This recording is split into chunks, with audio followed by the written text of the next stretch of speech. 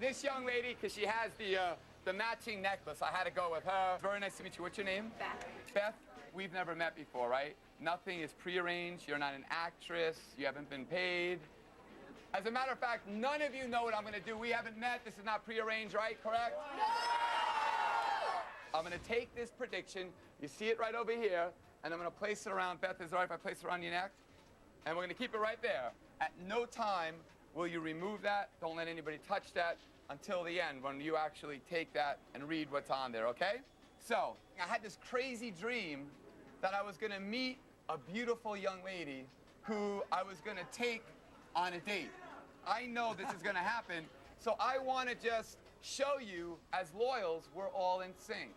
A lot of people say that Lamborghini is so fast that it could fly. And for the heck of it, let's say it could fly, right? Let's use our imagination. And if it could fly somewhere, I want you, just don't say anything right now. I want you to, in your mind, to think of a place it would fly to. We're going to do this completely at random. I'm going to spin around. Actually, you know what, Sully, why don't you spin around any way you want, whatever you want, just throw it. All right, stop. Okay. This gentleman, what's your name, sir? William. All right, was that completely at random? Yes, sir. Okay, so I'm in the Lamborghini. I'm with this beautiful girl. We're going on a date. The car goes down Las Vegas Boulevard, goes so fast it takes off. We land somewhere. Where do I land? Paris. Paris. He said Paris. Pretty good so far, right? Not a bad date in Paris. What are some of the things that you think I should know? How tall she is. It's important to me, but I'm short. All right. You take the wristband anywhere you want, throw it.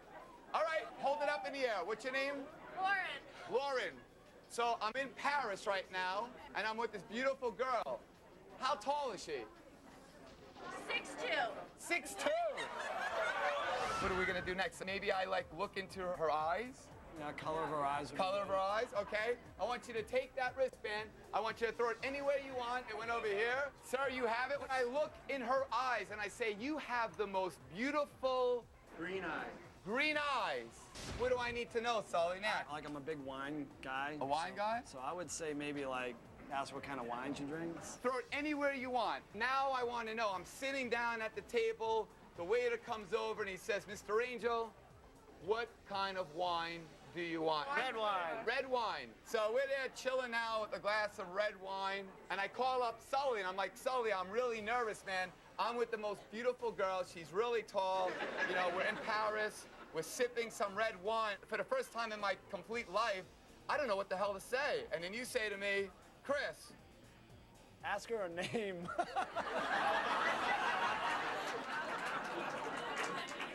Just throw that. What's her name, man? Debbie. Debbie? Yes. She likes to be called Deb, I think, right? Yeah. Perfect. Now throw that back to me over here. The most important question that I have, when this is gonna happen so I can put it in my calendar, but what's the month and the day? March 7th. March 7th. And now what I want you to do is I want you to remove the paper first off the clip, right? There you go. And I want you to hold it up, let everybody see that, okay? Now what I want you to do is very slowly open that up. Open that up for me right now. And I want you to read out loud what that says. After my live show at the Luxor in 2008, I, Chris Angel, will go on a date. We will fly on my private jet to Paris. My private jet is obviously the Lambo. She will be 6'2" tall. She will have beautiful green eyes. She will order a glass of red wine. Her first name will be Deb. This will happen on her birthday, March 7th.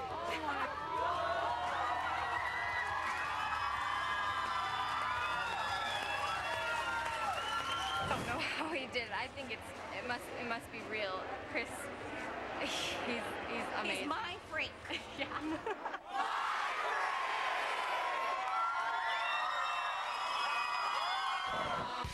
Coming up, Chris makes a car appear for one of his biggest fans. Are you ready?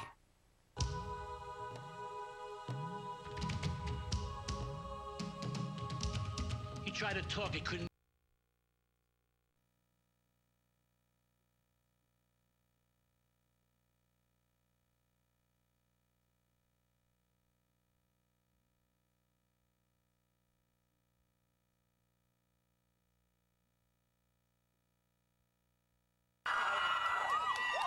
back here. This young lady, because she has the matching necklace. I had to go with her. Very nice to meet you. What's your name? Beth. Beth. We've never met.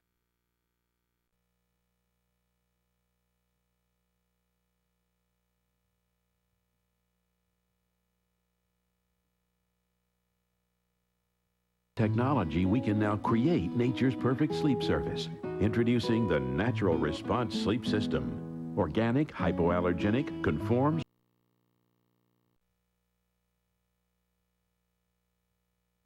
Technology, we can now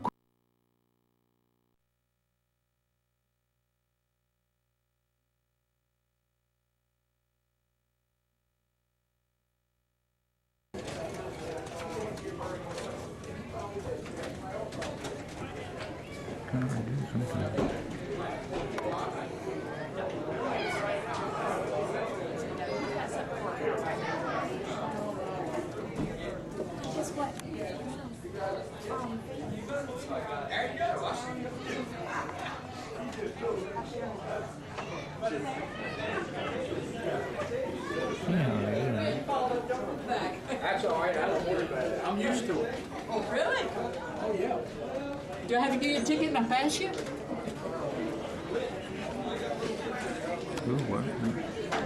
Oh, okay.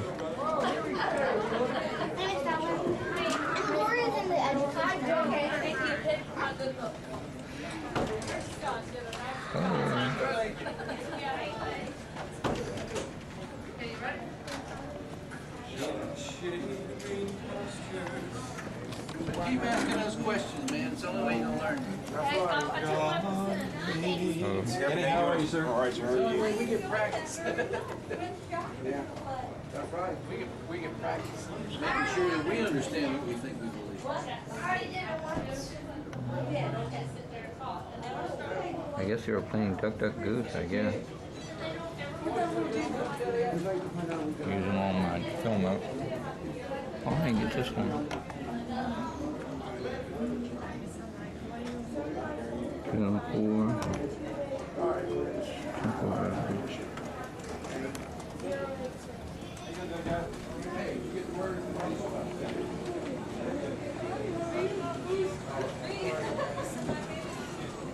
Wow, that's a... Oh, man. Oh, you brought it. Hello? Wait a minute, sir. Ooh, wait, Hi. Sam got me. He knew I was coming. Oh.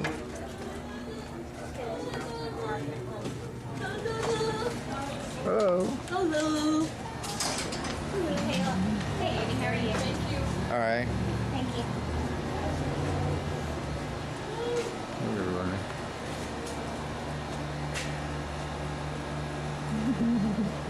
Just spotted me. You're gonna go that direction. It looks like you're playing Duck Duck Goose or something.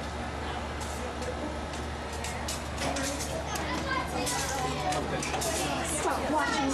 Ha ha ha ha. Yeah, $200 camera. I don't think so. Yeah, right. Well, I got the Bob Vallier thing too. I'm anxious to get him on here. There you go. You're welcome.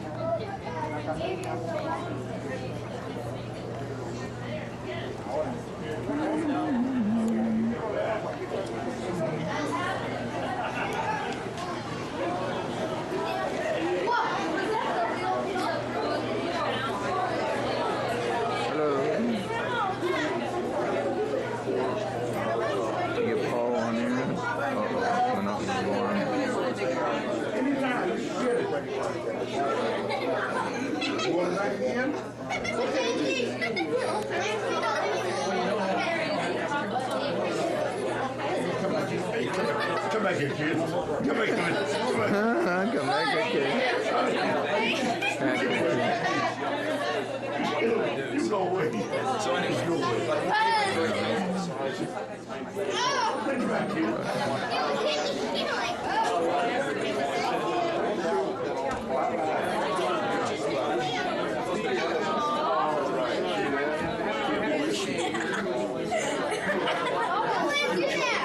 Tickle, you know.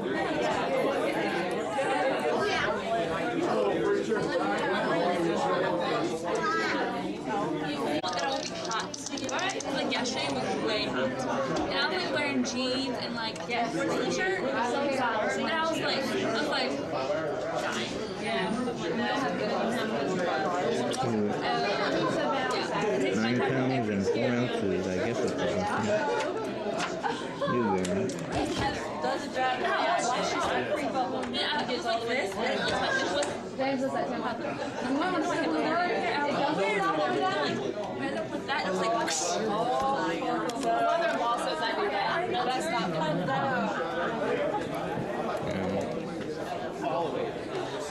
There we go. You ball. Everybody on here. You won't do it. He's right there. I'm going to provide Because if you want us before I have, because not only is the food in your stomach, but as soon as you get food in your stomach,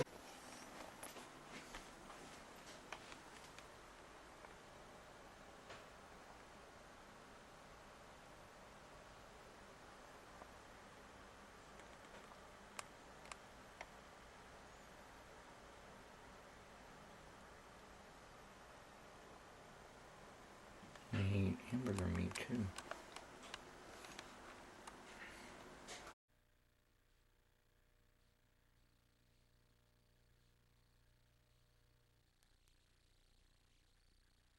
The book of Proverbs to his son, and he's trying to give his son some guidance in life. And all of us need all the guidance we can. I remember when I was 17, I regret ever saying this, but I remember I thought I knew it all and told my mother, I can't wait to get out of this house.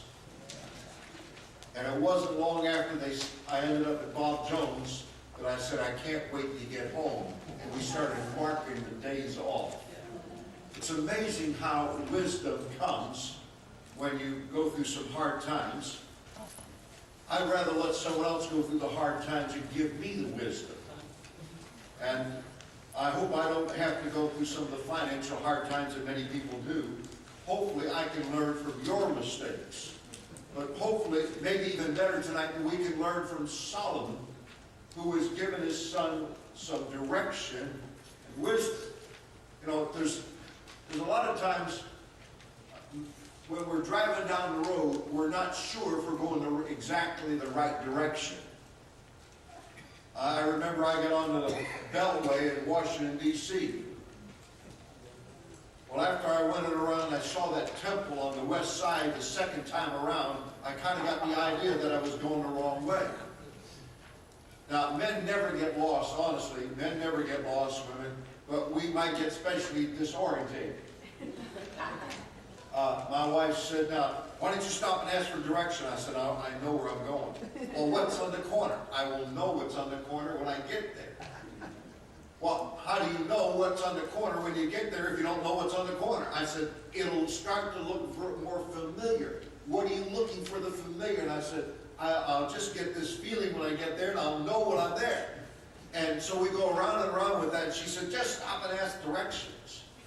And I thought, well, you do the same thing when you go to the mall.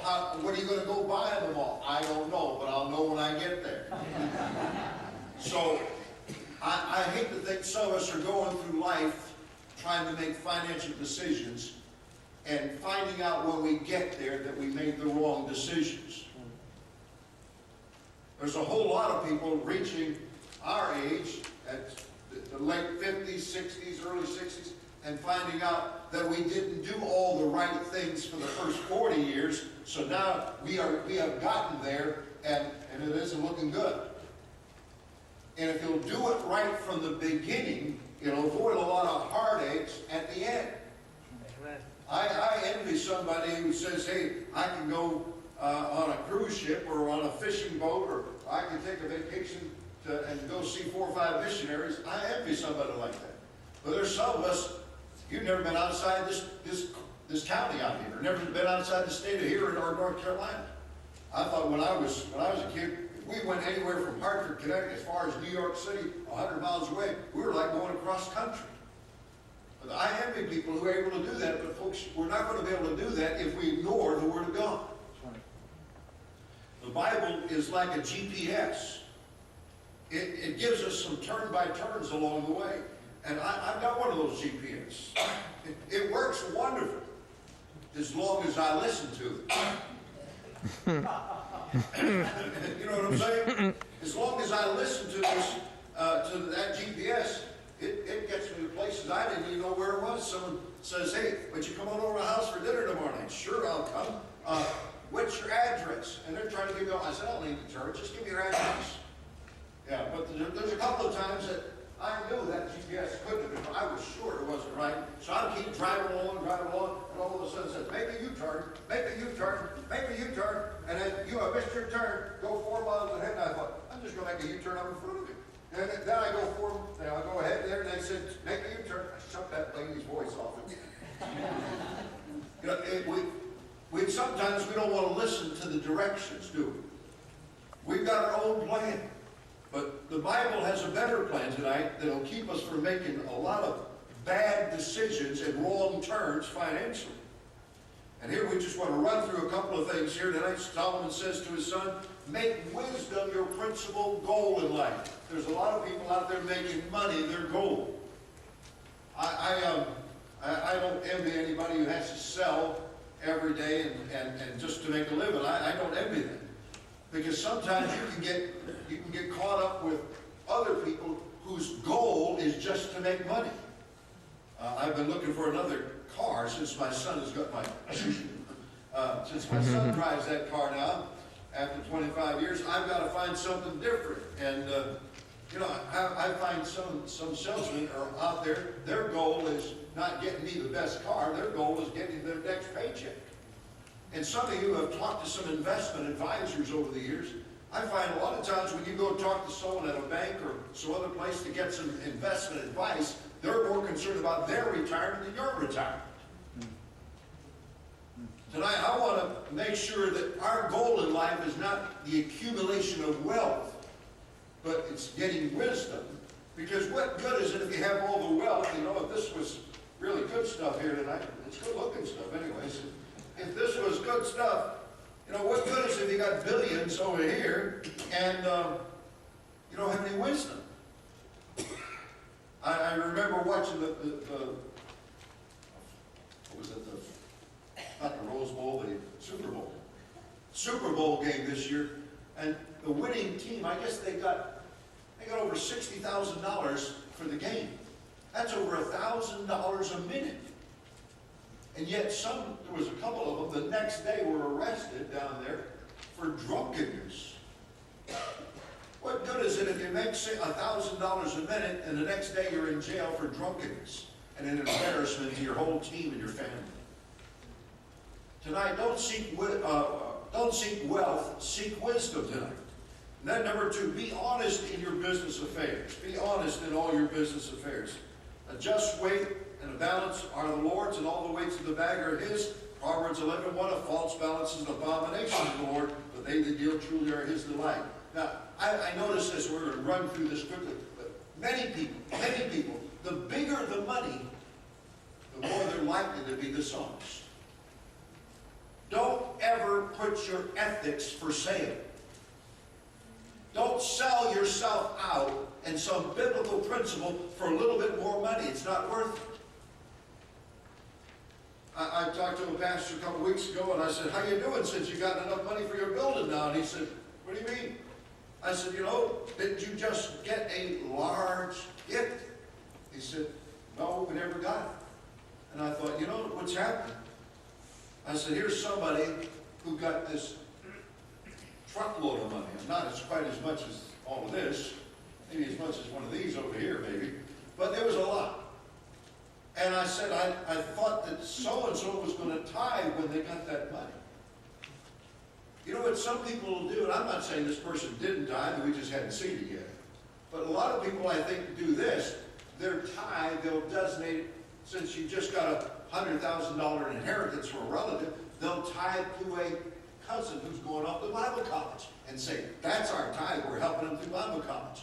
I don't belong to the church of the designated tithe. The tithe is the Lord's. It doesn't belong to your cousin or Aunt Martha or your mother-in-law who might be living with you. That's not a tithe. But you know, we tried to twist it every which way to try to justify what we want to designate to our pet project. I remember years ago we had 53 different designated funds in this church. People were designating their tithe to the coffee fund of their Sunday school class. To me, that's dishonest. Your tithe belongs to the Lord. And I'd say be honest in all your business affairs. Be honest when you draw money out of your 401k, be honest and tithe on it. You get an inheritance, tithe on it. But the bigger the money it is, the more people are not likely to be honest with it. Then they'll justify some other little thing over here. I told a lady, I said, you know, you lost your husband, you got the 401k plan, you got a year's salary, and you got his life insurance, and the house got paid off. And fortunately, the man had a lot of insurance. There was $500,000. So she said, what should I do with it? I said, it's easy. That's an easy one to do. Start right here. Tithe. Now, I shouldn't have to say that, but I've seen enough people who have got this ethic that they'll belong to the church of the designated tithe. You get a lump sum, unexpected amount of money comes in, and what are you going to do? You're going to tithe to yourself. And while I'm sending my kids to Christian school, so that's a tithe. You know, that's not ethically right. And be honest in your business affairs. Number 3, never seek to make a profit at someone else's expense. Proverbs 20:14. It is not saith the buyer, when he's gone his way, then he boasteth. It's amazing. You know, when someone's trying to sell a car, how good that car is. Yeah. Until the guy who bought it asked him how good it is after he had it and drove 3,000 miles in it. Be honest in that. Let me put it another way.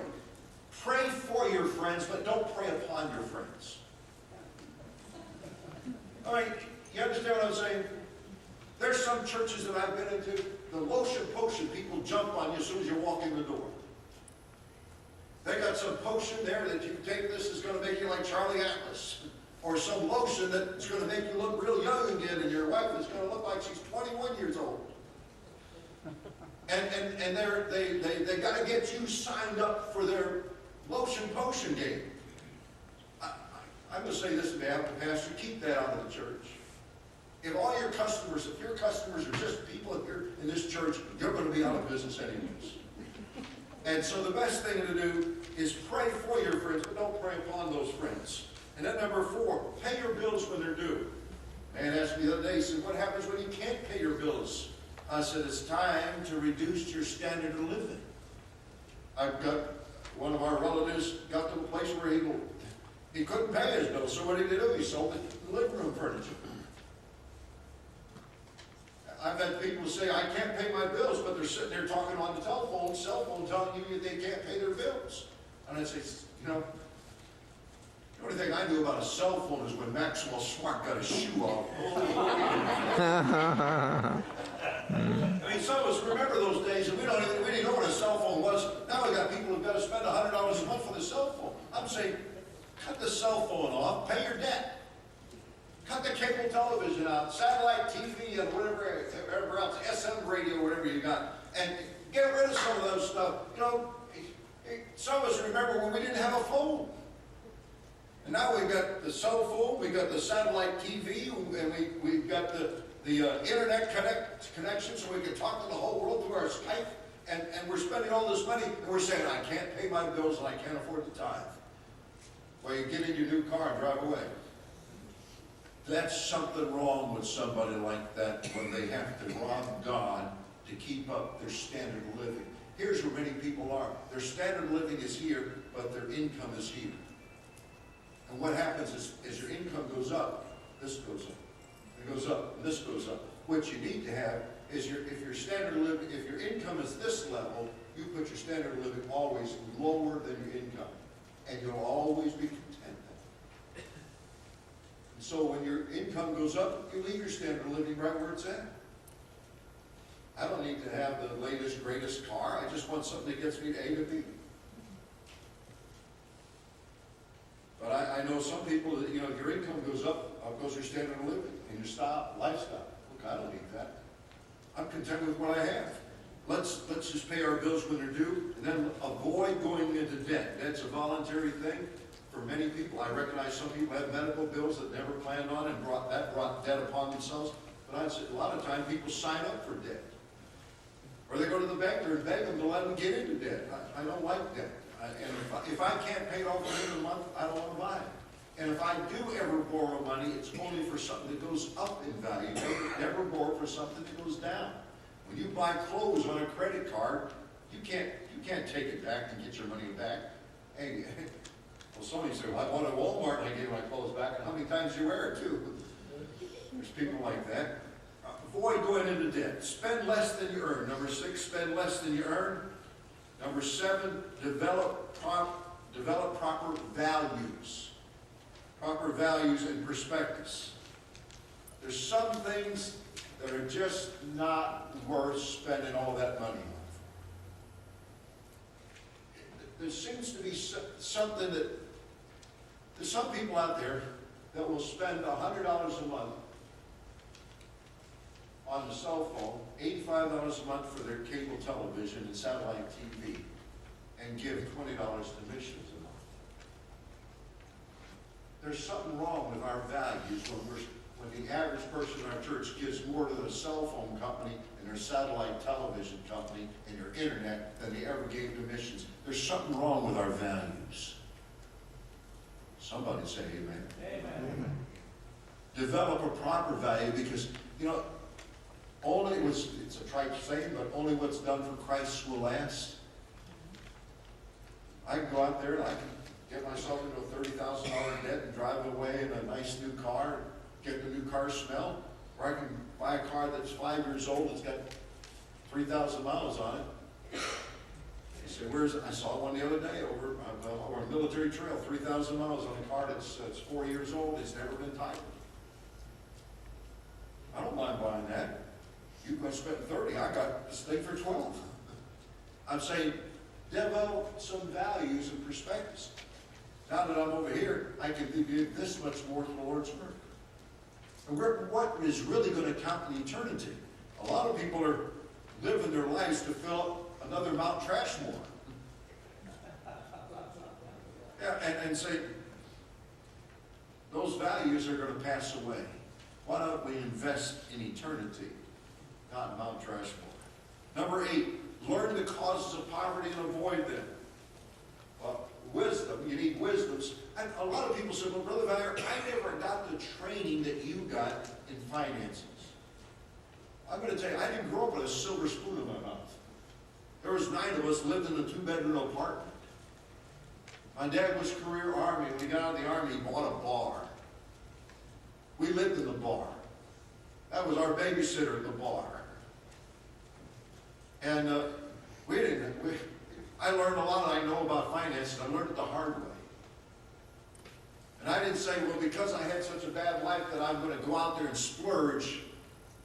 I said, I can be content that way. It's just as much as I can be content whatever God gives you. Learn to be content with it. And avoid some of those causes of poverty. Lack of savings. Lack of wisdom. Got to have it right now. Impatience. Don't want to wait upon the Lord to bring it to you. Hey, and here's a cause of poverty, I think, for a lot of people is immorality.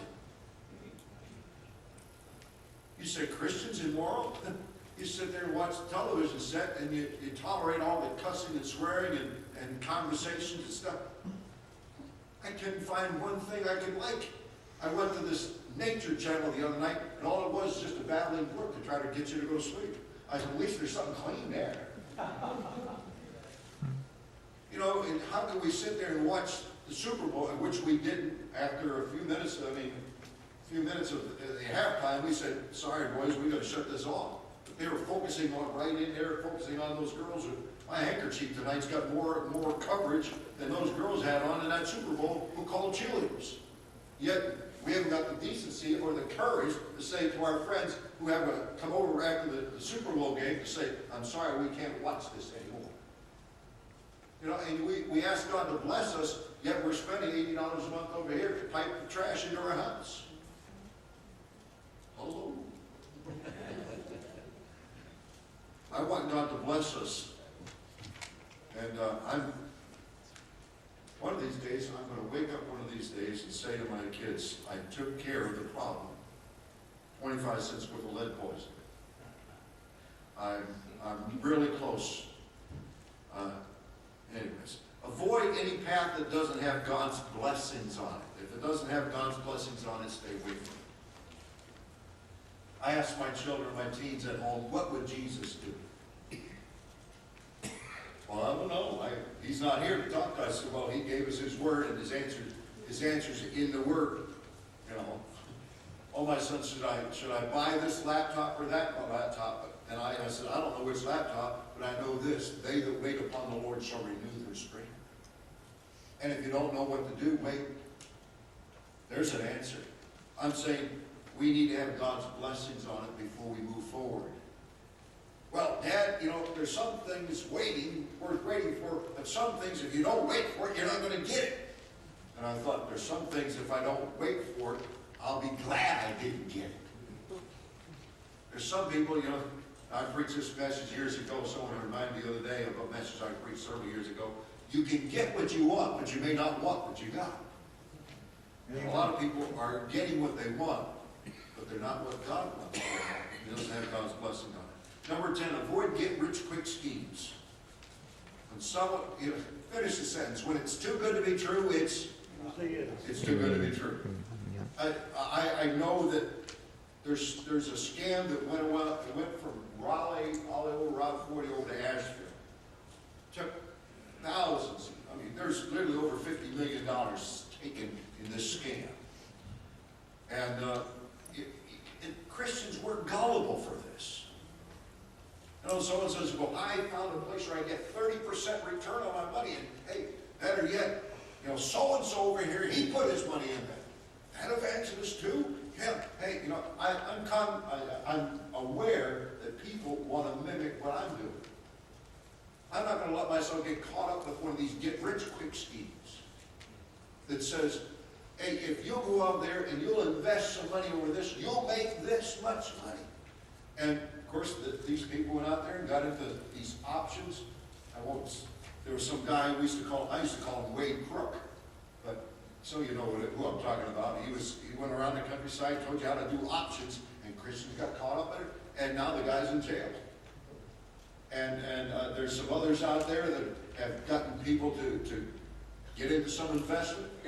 I'm thinking of a guy who went out and bought the lotion potion business.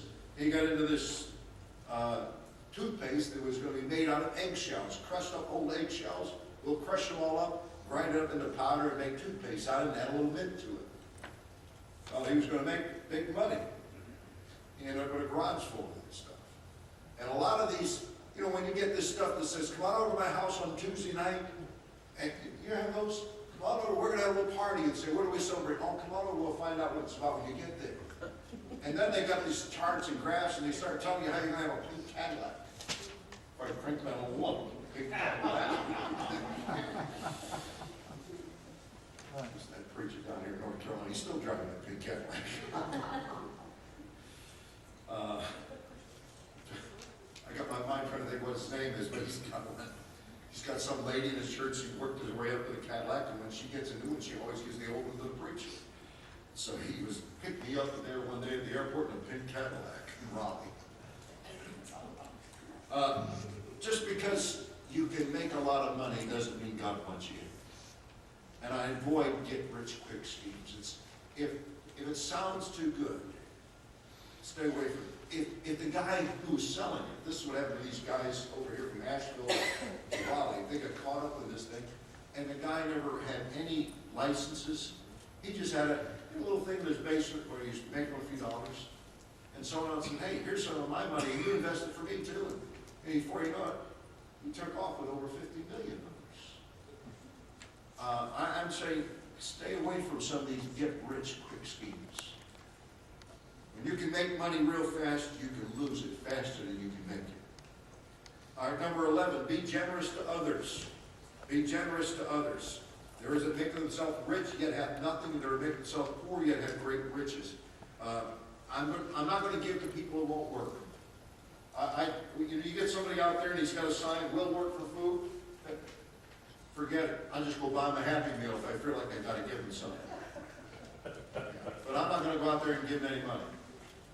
And no matter how straggly the sun will look, I still remember this guy up in Alaska. He was laying out flat. He was up in front of Walmart, laid out there on the curb. And he was laying with his hand like this, and his eyes shut, had a sign up against him. And the sign said, "Rich woman wanted."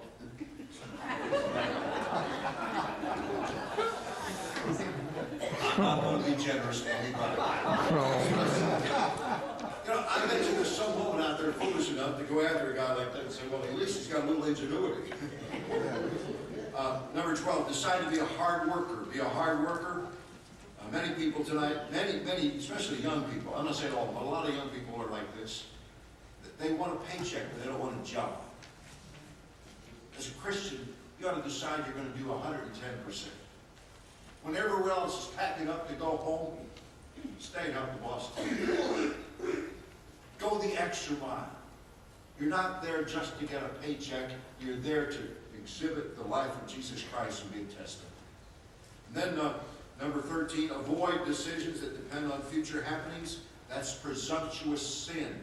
Future happenings. I'm going to buy this today and hope that I'll have my job tomorrow so I can make the payment. I'm not going to get involved with those.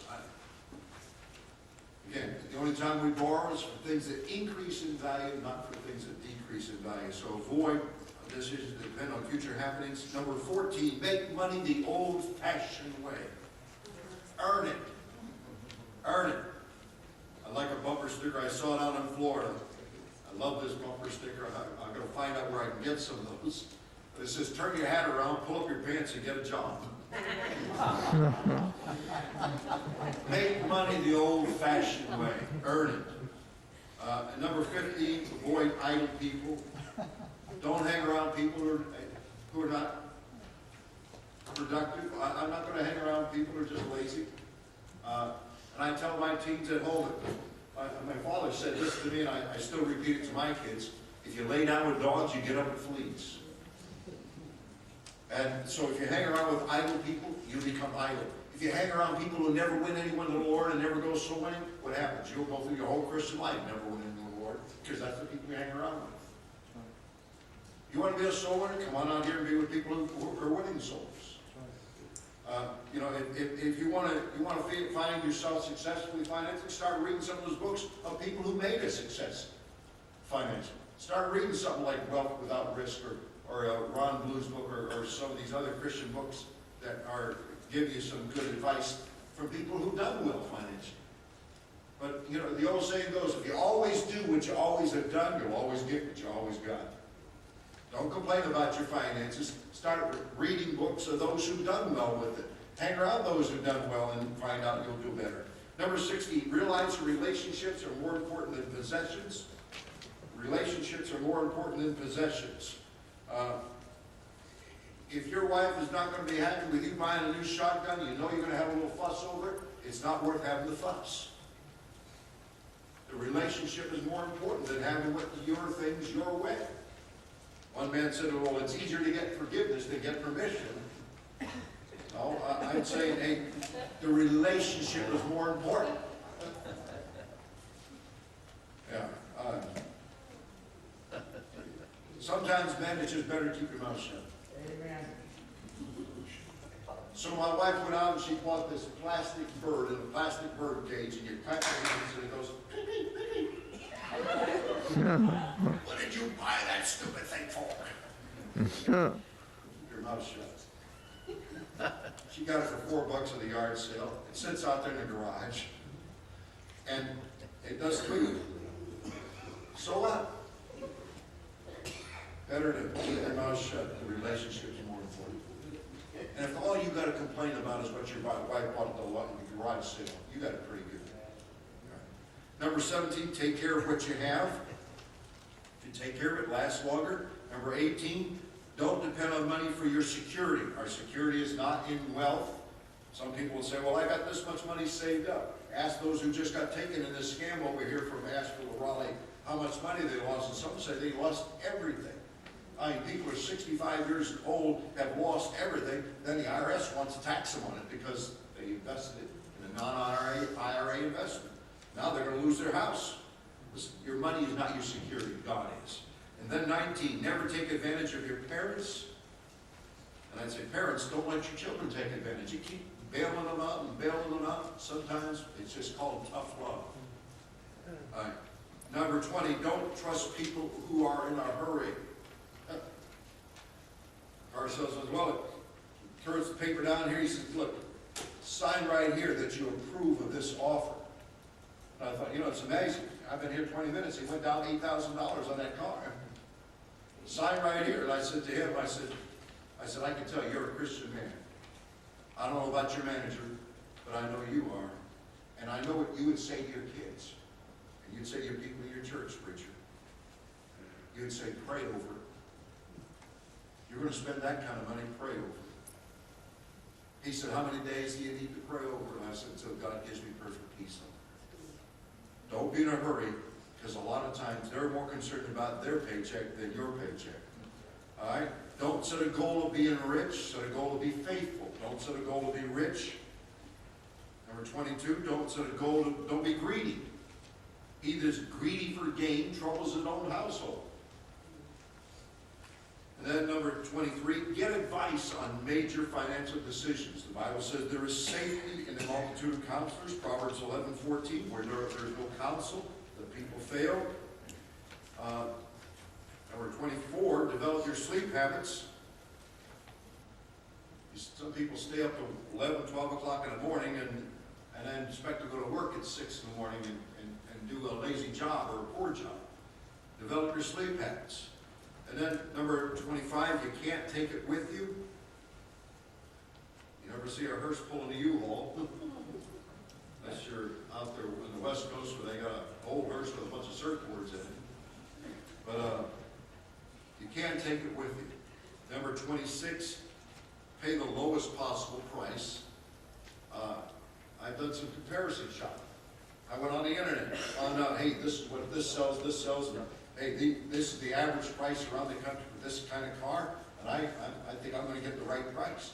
My son's out there looking for a computer, and he's saying, well, Dad, you got to pay it right now because it's only going to get it now. And I thought, wait a minute, let's go over and shop over here. Let's go look at the internet. Let's go over here and ask so-and-so who's bought 2 or 3 computers. Hey, let's get some good advice from someone else. Let's talk to some people who bought a few computers. And let's get some counsel there. But pay the lowest possible price. Then the next one, buy the best you can. Buy the best you can.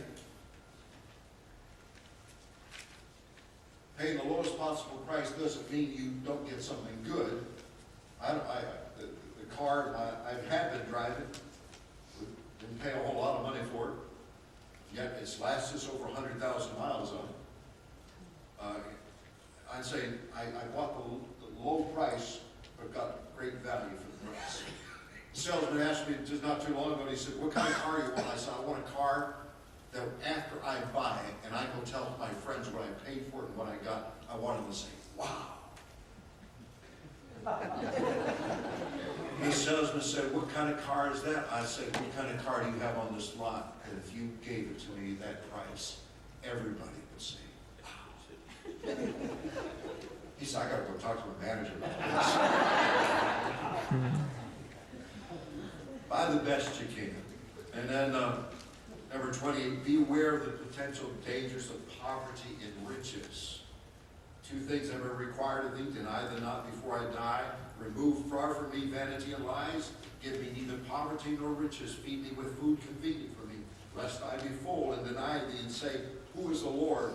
Or lest I be poor and steal and take the name of the Lord my God in vain. Proverbs 30, 7-9. Number 29, if you obtain an inheritance, use it wisely. Use it wisely. Anyone want to guess how long an average inheritance will last? An average inheritance? I'll give you this. If they're under 35 years old and they got $100,000, everyone say it again, that they will buy, within the first 90 days, they will buy a new what? Car. Grandma, you won't go buy a new car, but if you don't specify in the will, what happens is your kids will buy something that you would have never ever bought. And for me, I don't feel like I'm obligated to give anything to my kids if they're living for the devil. Just because they're related to you doesn't mean you have to leave them your assets and let them go out there and continue to use their drinking and their drugs and whatever else they're going to do with it. I feel like tonight that I'm going to leave an inheritance. The Bible says that the children are not to lay for the parents, but the parents are to lay for the children. And it's biblical to leave an inheritance, but I think it's unbiblical to leave an inheritance to an ungodly child, to a prodigal. And the prodigal is going to go over there and waste it and buy something that you took all your whole lifetime to get. They will spend it in 90 days. The average around the country is less than 30 months, that the entire inheritance will be gone in 30 months. Use it wisely. Let me say to any widow here tonight, if you lose a husband and you get a lump sum for life insurance, the best thing you can do tonight, the best thing to do, tithe, but after that, just sit on it for a year, clear your head. Get through the emotional stress. Don't feel like you got to do something, no matter how much the insurance man is trying to pressure you to do something. Take your time. Use it wisely. Probably the best thing to do is just sit on it for a while. Clear your emotions. I've seen many a woman who's lost a spouse and now is faced with all the financial pressures. What do I do with this life insurance? What do I do over here? Well, since the house got paid off, now what do I do? And the insurance man is over there. And even worse, many of the children are trying to deal themselves into mama's wealth. Don't feel like you have to do anything. Just sit on it. Put it in a CD for a year, lock it up, and clear your emotions tonight. Use it wisely. And of course, last of all tonight, number 30, honor God with your finances. Honor God with your finances. Because that's what life is all about. Life is not about getting all you can for yourself. Really, the man who is real rich is the man who can give. Give it to make it comfortable. Honor God. Let's bow our heads and pray. Father, thank you for what you've taught us today. And Lord, I pray that you would help us not to just pass over these things. But Lord, help us to apply them to our lives. Give us wisdom and song. Make thy word to be hid in our heart, that we might not sin against you in our sins. I ask your blessings in Jesus' name. Thank you, Bob.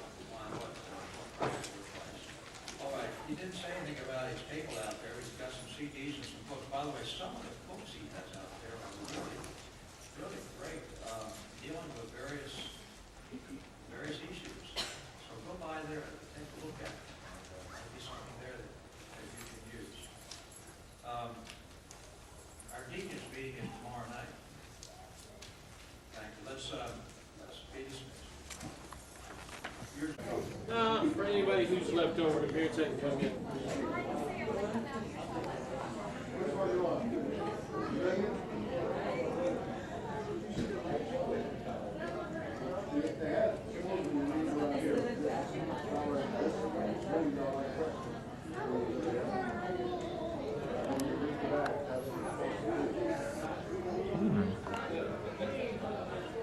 Having fun.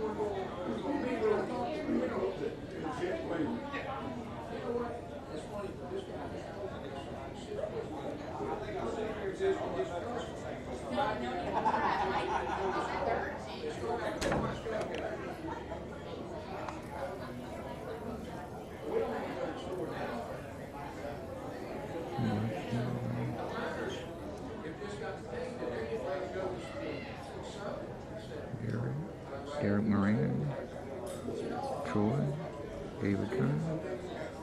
Oh.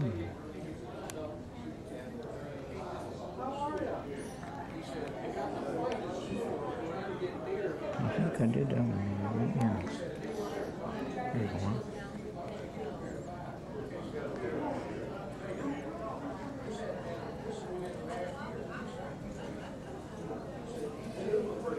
Okay. Seems like there's one I'm missing. Oh, maybe it's just... You did good.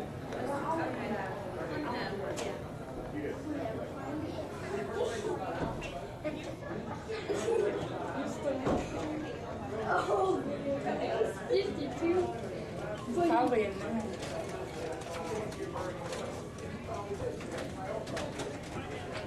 Can I do something?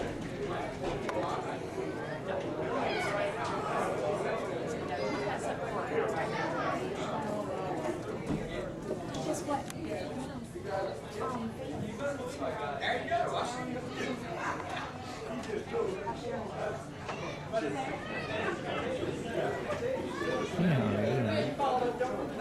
That's all right. I don't worry about it. I'm used to it. Oh, really? Oh, yeah. Do I have to give you a ticket and I pass you? Ooh, what? Oh, okay. Gloria's in the education. Okay, thank you.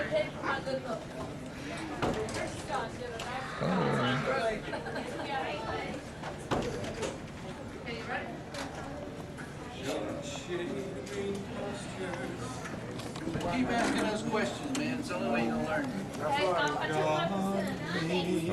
How are you, sir? All right, It's the only way we can practice. Yeah, that's right. We can practice. Making sure that we understand what we think we believe. I guess they were playing Duck Duck Goose, I guess. Using all my film up.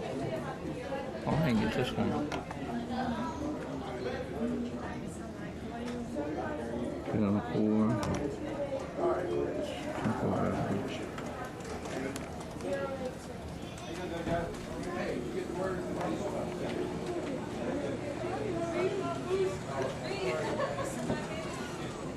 Wow, that's a... Oh, man. Where you rolling? Hello? Wait a minute, sir. Go. Ooh, wait, man. Huh? Sam got me. He knew I was coming. Oh.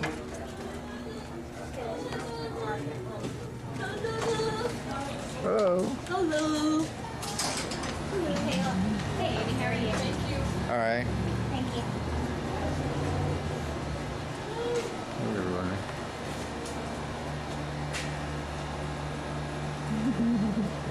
Just spotted me. You're gonna go that direction. It looks like you're playing Duck Duck Goose or something.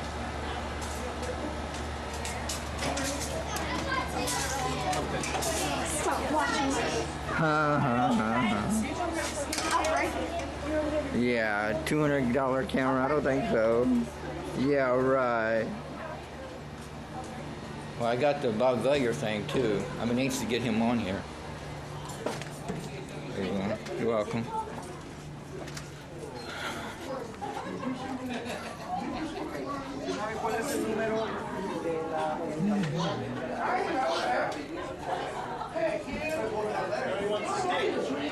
There's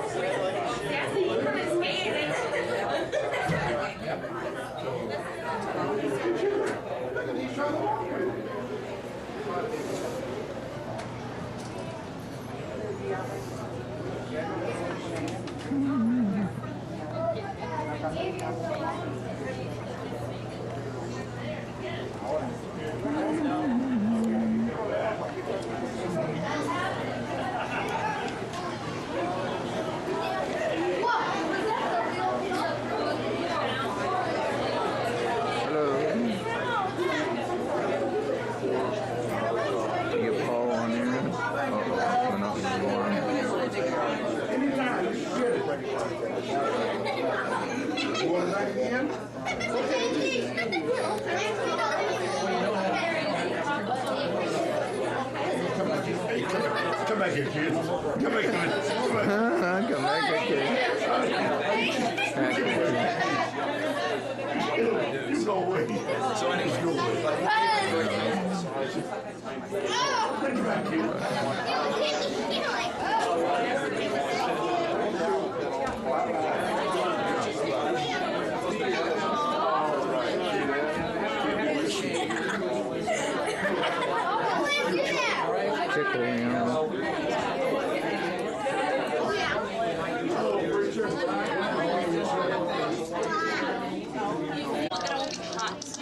Like yesterday was way hot.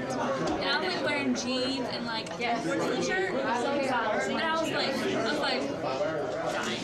Yeah.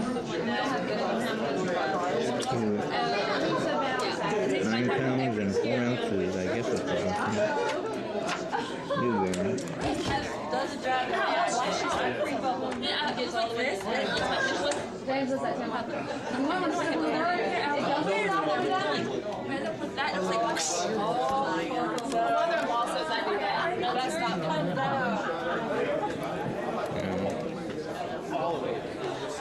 There we go.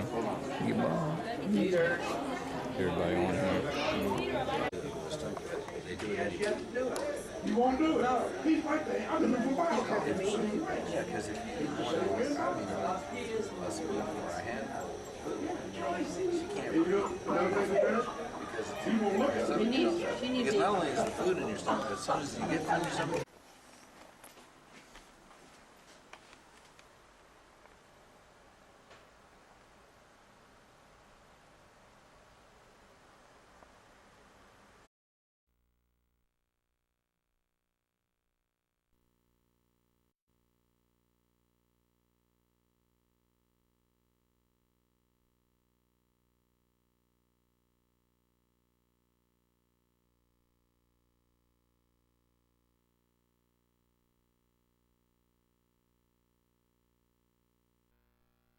Miller Lite Series of the GTE Virginia Beach Amphitheater welcomes an evening. Yeah. All right, I'll put the cap on. Mike, take that in. I take it too.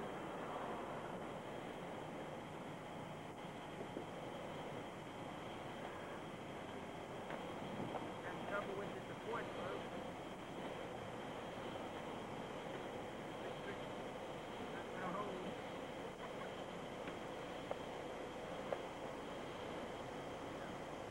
All right. Get the yeah.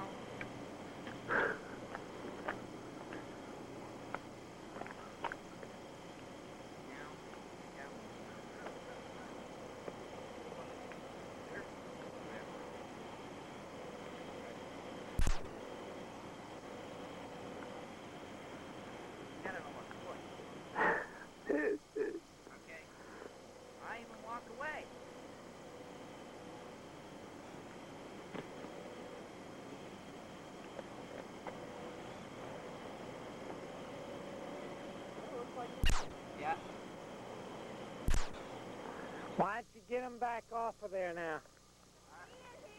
He doesn't want to stay levitated for his whole life.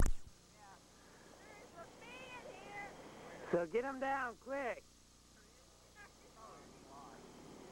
Okay. Wake up. Put the ports back.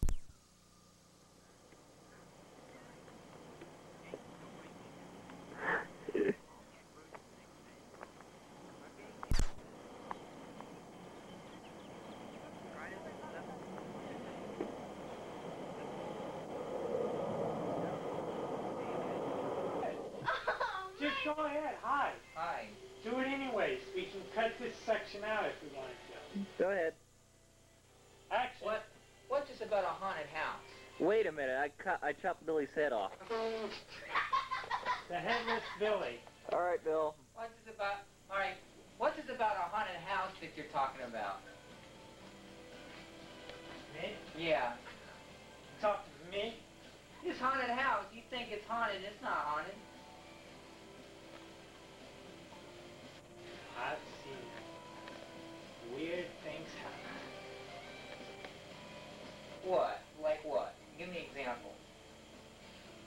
I'll tell you.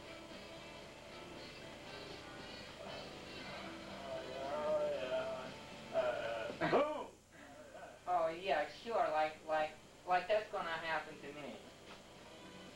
Hey, don't say I didn't warn you. Well, I'm gonna do it anyway. But anyway, some haunted house. I mean, you know, is it empty? It seems it's empty. What's so bad about an empty cardboard box?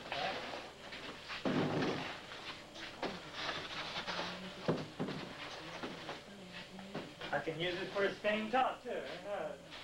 Well, it's empty, but. I wouldn't go in if I were you. Well, I'm going to anyway. I'm gonna cover up. I'm gonna cover up. If I can get covered up, and we'll lay on my knees so that way I can get really covered up. I can really get covered up. Man, this thing is long to be covered up with. Mm-hmm. Okay, Phil. Are you okay? I said, are you okay, Phil? Yeah. All right. Come on. I think Billy's all right. All right, come on this way. Stay, boy. Stay.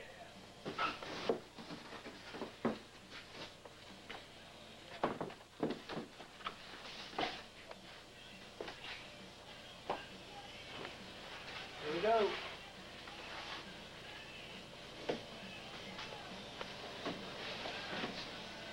So take in your seat.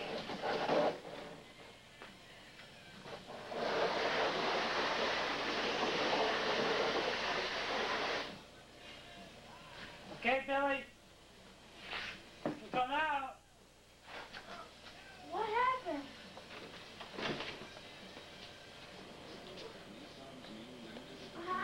How did you get there? Don't ask me. Look at all this stuff. You know? I don't know. What could he have done to? Look at that. Oh, it's dirty. Now I gotta straighten it off. Oops. Now I gotta straighten this thing back out again. Oh. Oh. Oh, man.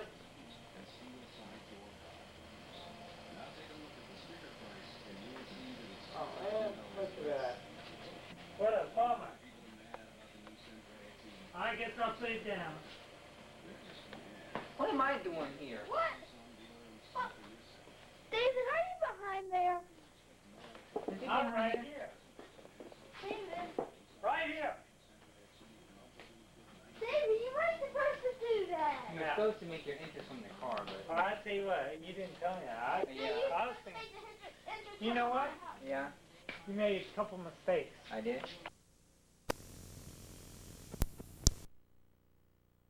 Three.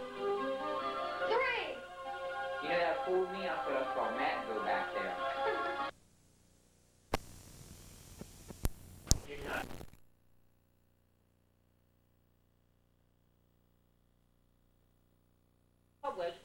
wrong? I've been through haunted houses before. This is a cinch. I don't know, but I'm just getting this cold chill. You're nuts. You know that? You're nuts. Just take it. Just show it's empty. Okay. Don't say I didn't warn you. Man, I tell you, assistants around here, you can't do nothing with them. They think they know it all.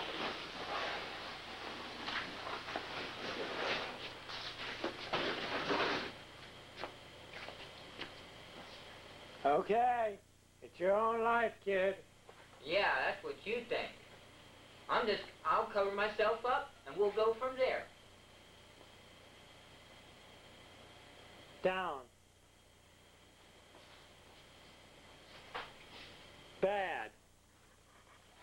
Bad cut back. I mean, what's wrong? I mean, what could go wrong? Oh, Bill. What could go wrong? What could go wrong? I mean, there's nothing in the sheet. There's nothing wrong. There's nothing wrong. Except Matt came out of nowhere. What could go wrong? I mean, there's nothing in the sheet. I mean, what could go wrong?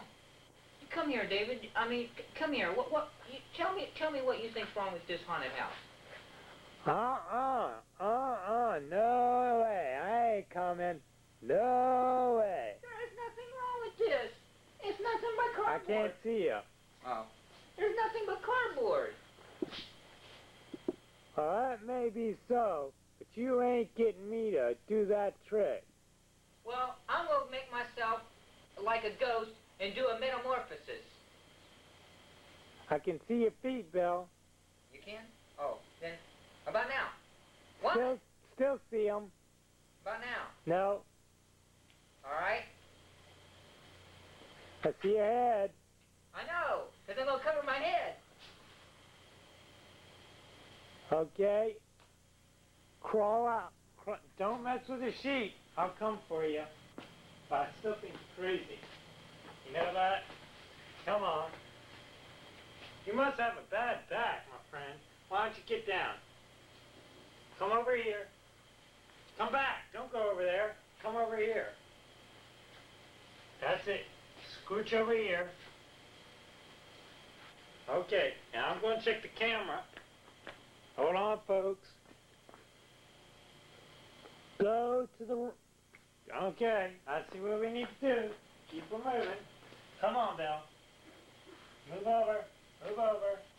Okay, that's good enough. Stay there. I'm checking the camera. All right, you ready? You ready, Bill? Okay. Here you go.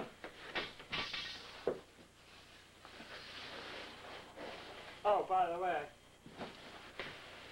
you're on totally hidden people. Okay? You can come out now, Bill. Because I don't think there's a ghost in there. What in the heck? What? No. Wait a minute. I was playing You're not. video games. Where's Bill? I thought it was Bill was here. in here. It was? Bill was. Well, I don't Where know did he where go? he is. Yeah, well, I don't know. You can look around. I look at this sheet here. I mean, look at this. I had no Nothing idea. on this side, nothing on that side. Golly. Oh, look how dusty this thing is. Oh, man. How dusty it really is. I can't believe it. It's so dusty.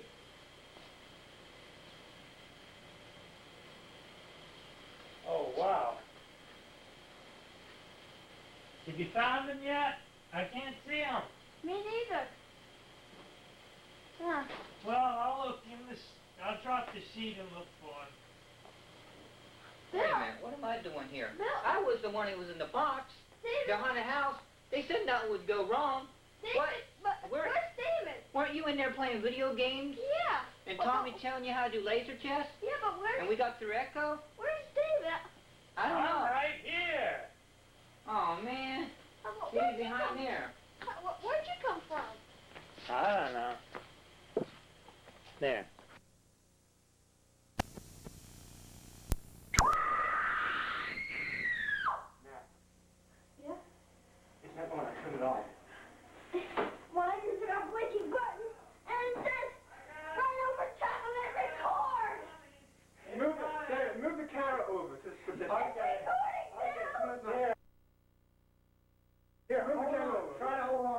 work so he doesn't go anywhere. Move the camera.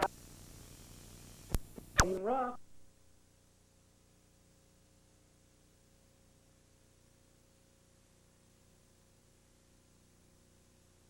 I can't do nothing. He can't do nothing, right? And all this other stuff. And then he gets mad and tries to get the other guy. The guy takes him out. Whack, whack, whack. Then they play baseball. Come on, Billy. And that's where it all started. Come on, Billy. They said, come on, he's up next. And they said, he can't hit. He don't know how to play baseball. You know what? The first time he swung it and missed. He go down, and the guy said, oh, trying to out through a ball, fastball, huh? You can't outbeat mine. He always tripped up his job, right? And all of a sudden, this one, all of a sudden he got in that stand. Grabbed the bat right here. All of a sudden, pow! Nice. He goes right over the fence and kicked. Bill. Wow! He said, oh, that. Did it again. That feels good. And then he did it again. Pow! And all of a sudden, you know what? You're rambling on, Billy. I've been waiting for a miracle. Get Bill over here. Then he hit one after another. Pow, pow, pow, pow, pow. Next you know, he joins a whole bunch of baseball teams. And at the end, he joins to... Matt, get Bill over here. He can hit the ball every time. And Nick Aaron, helped out too, and then he had a fight out. He did... You ready, Tommy? Going to war. Oh.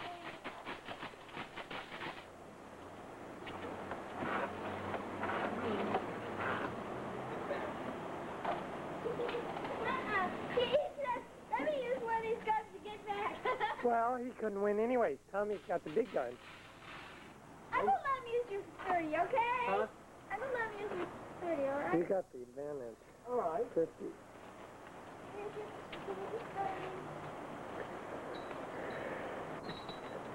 Okay, Bill. Not in the garage. Aw, man. Because I don't have... Huh. Can I fill this up? Yeah.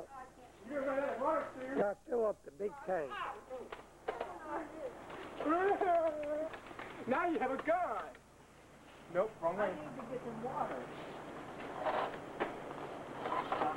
Let me go first. Let me go. I was a chicken. Watch it, Matt. The gun's attached to it. Oh, yours has something like that, so Yeah. I see your guys' tube, that little small tube, see? There's a big tube pressure, you got this kind right here. There, Matt, you're filling up a gun, huh?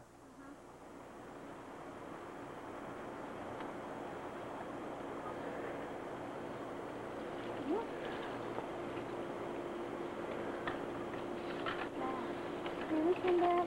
Billy, you're the last one, so cut off the water. Billy? Here, no, I need the other one. Hurry up, Matt. All right. Ready? Uh-huh.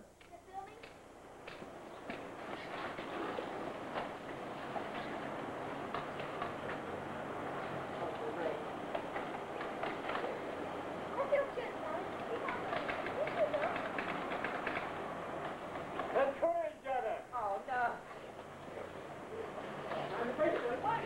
What's wrong? An awful lot. I got the big one. Yeah. I'm running out already. Good. Put it in the ground. Put it in the ground. Put it in the ground.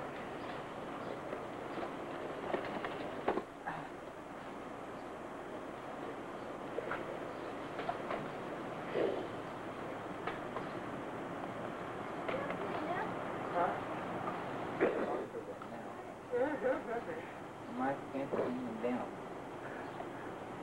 No one's coming, Trunk?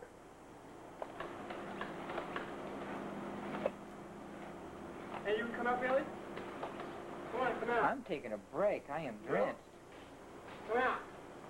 You're going to come out. Come on out, Sid. You're my hostage. You're my hostage. No. Oh, boy, this will be fun. Matt's pants is not the only one that's falling down. Oh, man. You're mine later. Say, what happened to you? Hey, we can put it on VHS and show them. I need some more water in this. All right, through y'all. Beauty. That's beauty. Compared to this. What's that supposed to be? I'm running can. You should have bought one of these, Bill. I could have bought one. I had $10 for the thing, and I'm saving up for tomorrow. We can switch it out.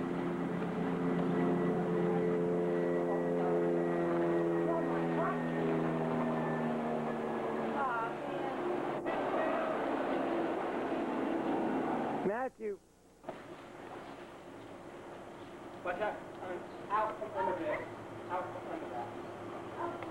This. I can't run. Good.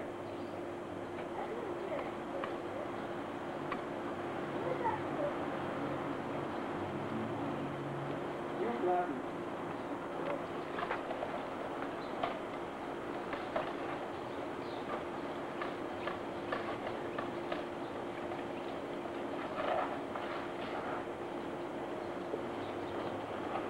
Hey, your gun. Your gun is stupid compared to that. Your gun. Crap. Compared to this.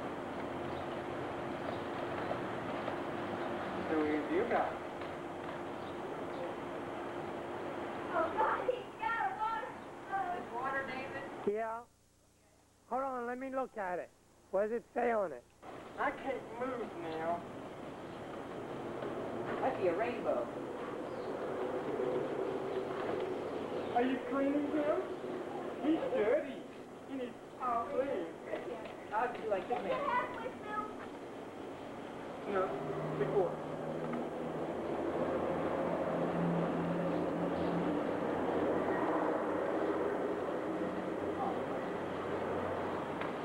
This is power.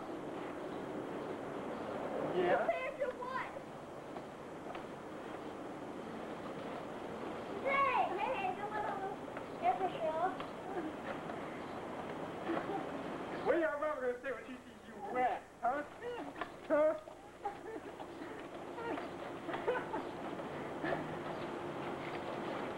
That feels good. Clean my hair off. Nurse spray. I need some nurse spray.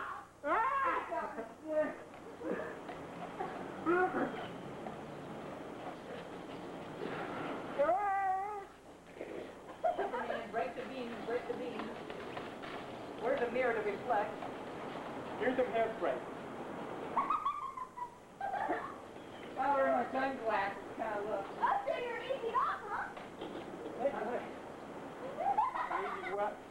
You're easing off because you got... It's recording. When you want it to stop, you press the red button again. All right. You got your zoom in, zoom out right above you. Zoom in, zoom out. Right here. All right.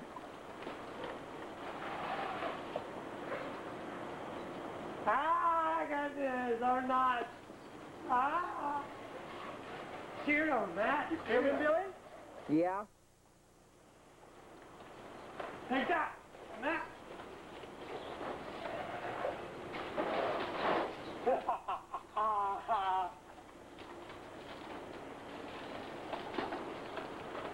Victory!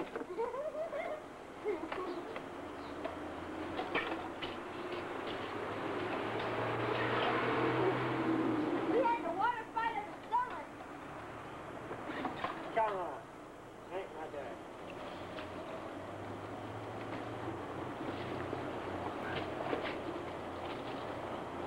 Ha ha. Make my day. All right, good idea. Let's go of it. Let's go.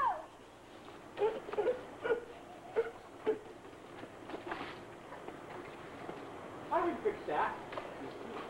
Don't you dare. Don't dare. Hey, Bill. Where am I gonna find you, Matt? Freeze me.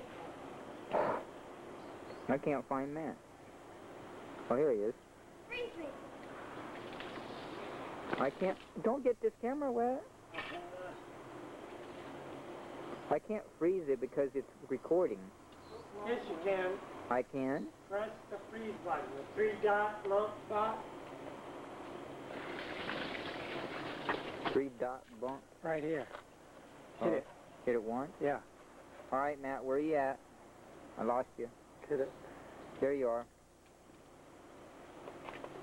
I did freeze you. Told you. You're gonna do it on pause, right? It's recording it now as a freeze frame. All right, now how do I get it out of the freeze frame? Just hit the button again. Okay. Oh, strobe effect. Oh, this ought to be good. Then hit it again.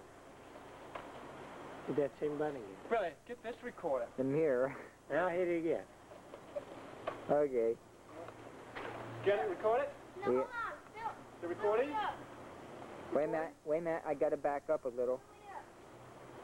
I gotta get all you guys in there. Okay, I got all you guys in there. You recording? Yeah. Stop and wet. Stop and wet.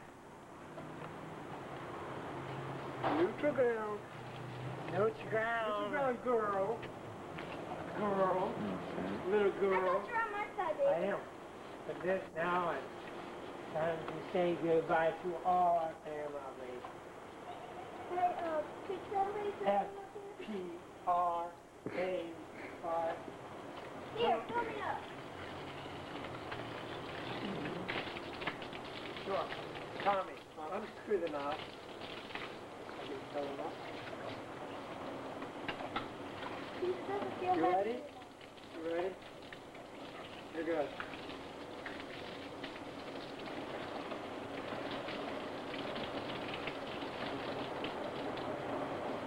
Go through the air, it does a lot. Hey! Is this filled up? Yeah. Fill it back on. Okay, go ahead, fire.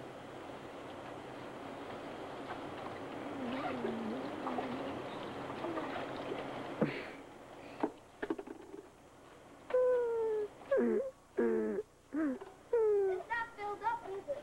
Huh? It's filled up. Filled up. No, it's not. It's filled up. No, it is not. I know it's not. See? Yeah, let me fill it up for you.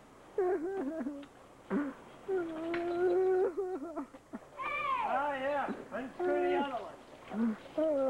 Yeah.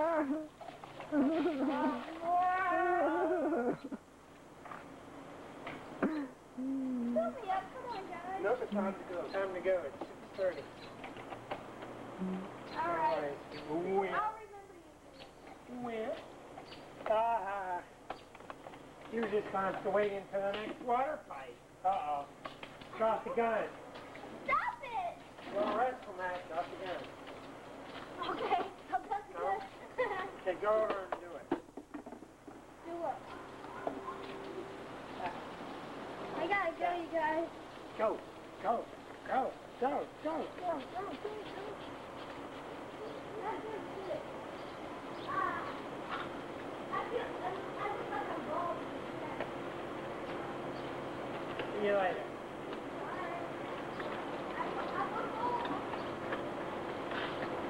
Press red. Red. Your Flip flops. Oh boy. Who flipped is over here? Oh my. I got him. Everything feels right all of a sudden. Yeah. Everything. Go flip the gun. Is it using? I never know that. Oh, he's gonna try to hide something.